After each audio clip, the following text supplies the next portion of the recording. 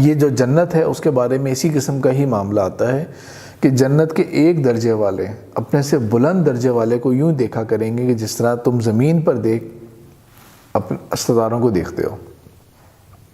اس طرح درجات اور بلندی ہوگی.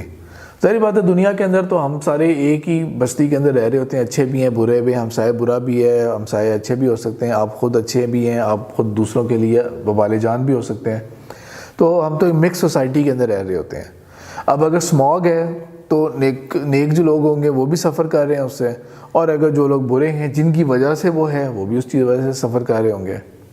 اب پانی کے کرائسس اگر ہیں تو جن لوگوں کی وجہ سے جو پانی ویسٹ کر رہے تھے وہ بھی اس کا ہوں گے، یا جو گورنمنٹ کا یا جو اسٹیٹ کا واٹر ہوتا ہے اس کو بیچ رہے ہیں وہ بھی اس میں بعد میں سفر کریں گے. اور وہ لوگ بیچارے جو کہ پانی کو اسی طرح کرتے تھے جس طرح آپ صلی اللہ علیہ وسلم نے کہا تھا کہ یہ اسراف ہے اس کو ضائع کرنا، تو وہ اس چیز کے احتیاط کریں، لیکن وہ بھی بیچارے سفر کریں گے. تو دنیا کا تو معاملہ ایک الگ ہے، لیکن آخرت کے اندر جو رہائشیں ملیں گی اور جو آپ کہہ سکتے ہیں جو پلاٹس ایلوکیٹ ہوں گے اور جو مقامات ملیں گے وہ ہوں گے درجات کے اعتبار سے، اعمال کے اعتبار سے.